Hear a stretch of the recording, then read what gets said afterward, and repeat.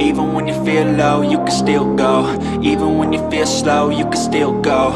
Even when there's no hope, you can still go. I never answer to no, man, I still go. Go, go, go, go, go, go, go, go, go, go, go, go, yo, go, go, go. Hustle hard, hustle every single day. I'ma make moves till I'm buried in my grave. To the system, I don't wanna be a slave. I've been doing shit my way, or the highway. And in the driveway, there's a nice range. Cause I grind through the climb, I invite pain. अस्सलाम वालेकुम जी, मेरा नाम है मोहम्मद तलहा शफीक। आप देख रहे हैं मेरा यूट्यूब चैनल MTS स्टूडियो। तो सबसे पहले तो जनाब उन लोगों का बहुत शुक्रिया जिन्होंने इस चैनल को सपोर्ट किया और इसकी ग्रोथ में अहम किरदार अदा किया। तो अब इस चैनल के सब्सक्राइबर राउंड अबाउट 32,000 हो चुके हैं और ये सब आप लोग की सपोर्ट की वजह से हुआ है। इस मूवी के रिव्यू से पहले मैं आप लोगों के साथ उमरू यार के करैक्टर के बारे में कुछ बातें डिस्कस करना चाहूँगा और इसके करैक्टर के बारे में कुछ बताना चाहूँगा।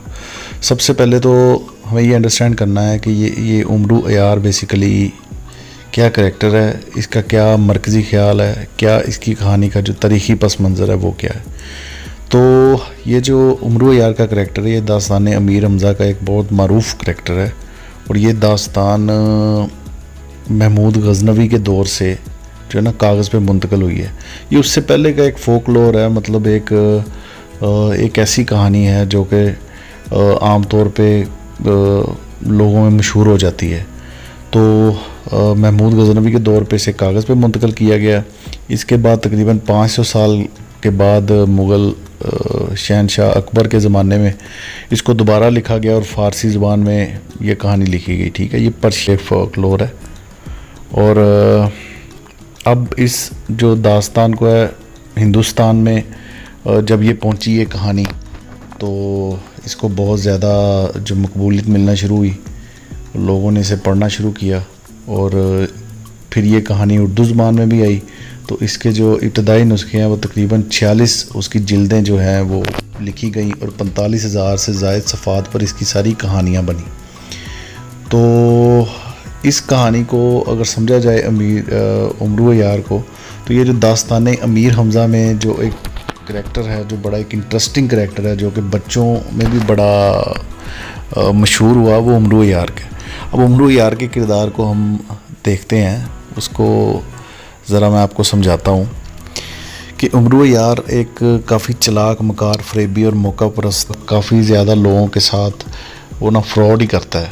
मतलब इसकी जो कहानियाँ हमने पढ़ी हैं और ये बचपन में पढ़ी गई सारी कहानियाँ हैं। बचपन में जब उमरू यार के किस्से या उमरू यार की ज़ंबील के बारे में पढ़ते थे, या तिलस्माने, होशरबा और ये सारे कोकाफ के किस्से और जिन और परियाँ, देव, तो इन सारे किस्सों से एक ना मतलब बड़ा एक फैंटेसी होती थी कि यार ऐसे कोई एक है कोकाफ जहाँ पे जिन हैं, भूत हैं, और ये उमरू यार कोकाफ जाता था वहाँ पे। बहुत ज़्यादा इसके कह लें एक मिशन होते थे और वो मिशन कंप्लीट करता था। तो इस तरह की एक स्टोरी ना वो एक बचपन से ही एक बड़ा उमरू यार का एक इमेज इस तरह का क्रिएट हुआ था। खैर इस मूवी के बारे में मैं जब डिस्कस करूँगा तो आपको बताऊँगा कि ये ज़रा इन चीज़ों से डिफरेंट है। ये ज़रा एक साइंटिफिकली पॉइंट ऑफ व्यू से ज़रा डिफरेंट चीज़ है। तो उमरू यार के बारे में ना एक पहले हमारे पाकिस्तान में मूवी भी आ चुकी है, उसका नाम है क्रॉनिकल्स ऑफ उमरू यार। तो वो जो बनाई गई है वो बेसिकली इसी तसव्वुर के पेश नज़र ही बनाई गई है कि उमरू यार एक चालाक, मकार, और उसको दिखाया गया और उसकी हाज़र दिमागी और उसकी जो ज़बील है जिसमें से सब कुछ वो निकाल सकता था। वो एक उसके पास एक बैग होता था, उसको वो ज़बील कहता था, उसमें से दुनिया की हर चीज़ निकल सकती थी। तो ये चीज़ें फैंटेसाइज्ड करती हैं बच्चों को उमरू यार देखने के लिए। खैर अब जब बात करें इसकी जो ये मूवी है उमरू यार, तो ये मेरे नज़दीक इसमें जो उमरू यार की जो बेसिक स्टोरी है ना जी, जो उसकी जो बुनियाद है उससे काफ़ी हट के काम किया गया है। मतलब एक तो सबसे पहले कि उमरू यार को इन्होंने दिखाया गया है कि ये कोई बहुत एक ज़हीन शख्स के तौर पे दिखाया गया है, एक कोई टीचर दिखाया गया है, ठीक है, और ये फ़िज़िक्स को भी समझता है और इस तरह मतलब ये कि इसको एक साइंटिफिकली बंदा दिखाया गया कि साइंटिफिक आदमी है ये, इसको उस स्टोरी से डिफरेंट कर दिया गया उमरू यार को ना। मतलब ये इस चीज़ को ले आए कि उसकी नस्ल दर नस्ल एक यारों की एक फ़ौज होती है जो कि हर बादशाह के साथ रहते हैं और वो उसकी मदद करते हैं। इन यारों में कुछ ऐसे यार भी गुजरे हैं जिन्होंने उस दौर की ऐसी शैतानी कुव्वतों का सामना किया जिनके वजूद से आम इंसान बेखबर रहता है। कहते हैं कि अमरो यार भी उन अजीब यारों में से था। जबकि जो इसकी रूट स्टोरी है उसमें उमरू यार, जिस तरह मैंने बताया था कि चलाक यार आदमी है, और उमरू यार बेसिकली समझ लेंगे यार रॉबिन हुड की तरह का उसका करैक्टर होता है कि वो चोरियां भी करता होता है और अमीरों से लेके गरीबों में देता होता है, गरीबों में बांटता है। तो इस तरह का करैक्टर है। खैर इस मूवी में जो रूट स्टोरी, जब भी कोई मूवी ऐसी ही बनती है जिसमें रूट स्टोरी को आप फॉलो नहीं करते तो वो मूवी जो है उसका मेरे ख्याल में तो मकसद ख़त्म हो जाता है। कि अगर आप इस किसी करैक्टर को, जो करैक्टर इतनी देर से राउंड अबाउट कोई 1000 साल से ज़्यादा टाइम है, या इसके राउंड अबाउट जो करैक्टर जो फोकलोर, पर्शियन फोकलोर चलती आ रही है, तो उस करैक्टर को आपको फॉलो करना चाहिए था जो मेन करैक्टर है। अब उसमें आप अगर अपने तौर पे एक अजीब सा स्क्रिप्ट बनाएं या उसको मॉडर्न डे के हिसाब से बनाएं तो वो मूवी में मेरे ख्याल है कि उसमें ना कॉम्प्लिकेशंस ही आती हैं। खैर मैं अब आपको इस मूवी के बारे में बताता हूँ कि इसमें अब ये ले गए हैं कि उमरू यार को इन्होंने दिखा दिया एक सुपर हीरो टाइप इन्होंने मूवी बनाने की कोशिश की है, जिसमें ये जादूगरों की एक लड़ाई है, एक इलाका है वो जनाब, मतलब काले जादू की एक ताकत है, एक ब्लैक फोर्स है जो कि पूरी दुनिया पे कब्ज़ा करना चाहता है, और एक यारों की एक फोर्स है जो कि आप कह लें कि वाइट मैजिक है, जो वाइट लाइट है वो जनाब उसका मुकाबला करते हैं और उससे लड़ते हैं। पूरी मूवी में इस तरह स्टोरी चलती रहती है और ये सारी चीज़ें मतलब इस तरह के आइंस्टाइन के फ़िलासफ़ी पे ये सारी मतलब कहानियाँ ले गए हैं। इसका थीम कोई नहीं है, बस डिफरेंट फ़लसफ़े हैं वो इन्होंने एक कहानी में डालकर तो जनाब उसको मिल्क शेक बना दी है, आप इन शॉर्ट कह दें। और ये काफ़ी कॉम्प्लिकेटेड इस लिहाज से रहती है कि इसमें स्टोरी भी बार बार उन्हीं इवेंट्स, उन्हीं करैक्टर्स के दरमियान और उन्हीं बातों में उलझी रहती है।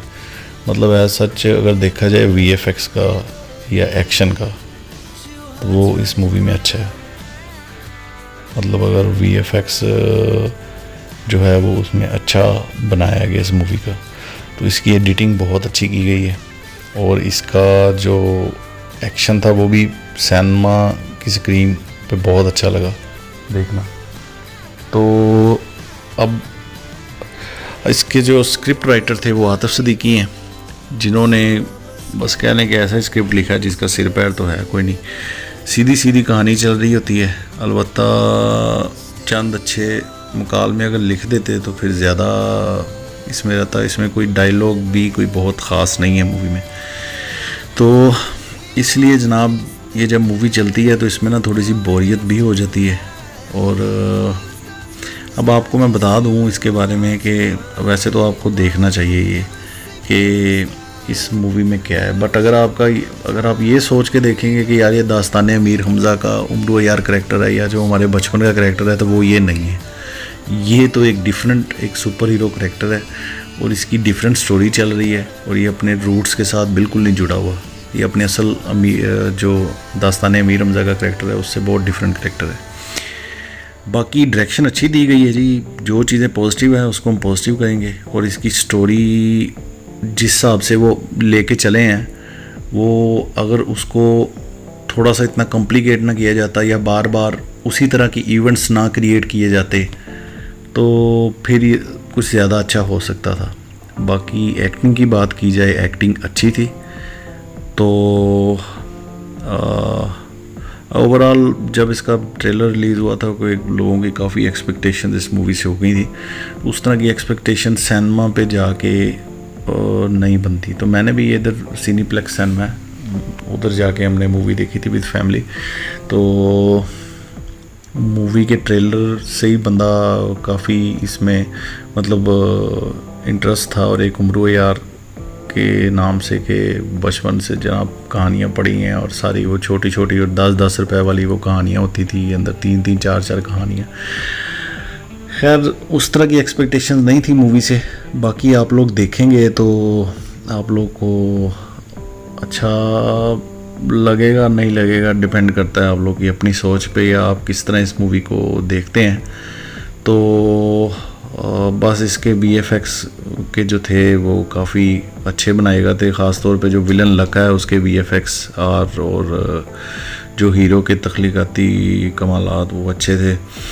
बाकी एक आइटम सॉन्ग था इस मूवी में जो कि बिल्कुल ही बेताल्लुक था, और एक एंड वाला सीन मुझे अच्छा लगा जहाँ पे हमजा अली बासी को वो दिखाते हैं कि वो कोई पुराना होता है उम्र यार, और ये उसके पास जाता है वो उसके पास उससे मिलता है कोकाफ में जाके, तो वो कोकाफ का वो सीन मुझे अच्छा लगा, थोड़ा सा इंटरेस्टिंग लगा। बाकी आप लोग को ये मूवी अच्छी लगे ना लगे डिपेंड ऑन योर थिंकिंग। और बच्चों को साथ ले जाएं क्योंकि इसमें कुछ इस तरह के सीन है कि बच्चों को ज़रा अच्छा लगेगा। तो क्योंकि आजकल के बच्चों को तो उम्र यार उस उम्र यार का नहीं पता ना जी, जो हमारे दौर में था, जो जिसके बाद जिसको हम जानते हैं, तो उसको तो ये बच्चे नहीं जान सकते कभी। खैर अगर इसकी रेटिंग की बात की जाए IMDb पे इसकी रेटिंग अच्छी है, ठीक इसको रेटिंग दी गई है और 7/10 है। बाकी अगर मैं रेटिंग दूं तो मैं इसे राउंड अबाउट कोई 5 की रेटिंग दूंगा। और इसकी कास्ट में भी उस्मान मुख्तार है, फरहान ताहिर है, सना है, यही मेन कास्ट है। और एक सनम सईद ने भी अच्छे इसमें एक्टिंग की है, एक्टिंग अच्छी की है इन्होंने। वो तो क्योंकि ये बड़े टैलेंटेड हमारे एक्टर्स हैं जी पाकिस्तान के, इनको तो जो आप रोल देते हैं उसमें अच्छा ही एक्टिंग करते हैं। जिस तरह ज़िंदगी गुलजार है में सनम ने एक्टिंग की हुई है, तो फ़वाद खान के साथ सनम सईद ने की है। तो ये हमारे करैक्टर्स जो हमारे ये एक्टर्स हैं, ये तो इनको आप जो करैक्टर देंगे उसको पूरा ईमानदारी से निभाते हैं और हमारे बड़े ज़बरदस्त ही एक्टर हैं। अब इनको जो भी सिचुएशन दी गई, जो स्क्रिप्ट दिया गया उसके मुताबिक तो इन्होंने बहुत अच्छा परफॉर्म किया, अपना 100% दिया। ये तो स्क्रिप्ट राइटर और उस पर डिपेंड करता है कि उसने ये क्या इस तरह की सिचुएशंस लिखी हैं। और ऐसा कोई एक डायलॉग वो मजबूत नहीं लिख सका, ऐसा कोई एक डायलॉग जानदार नहीं लिख सका जो कि बंदे को याद रहे। जिस तरह मौला जट का डायलॉग वो तो सबको याद है, यानी कि मौले नो मौला ना मारे तो मौला नहीं मारदा, इस तरह की कोई चीज़ नहीं थी इसमें। वेल फिर भी पाकिस्तानी सिनेमा के लिए इस तरह की एक मूवी रिलीज़ करना बनाना एक अच्छा पॉजिटिव आउटकम है।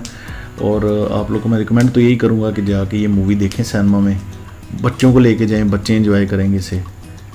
और यही था रिव्यू। आप लोगों का बहुत शुक्रिया फिर भी सपोर्ट के लिए। और नेक्स्ट वीडियो में आप लोगों से इंशाल्लाह मुलाकात होगी किसी और मूवी के रिव्यू के साथ। तो मिलते हैं नेक्स्ट वीडियो में। अपना ख्याल रखें, टेक केयर, सी यू।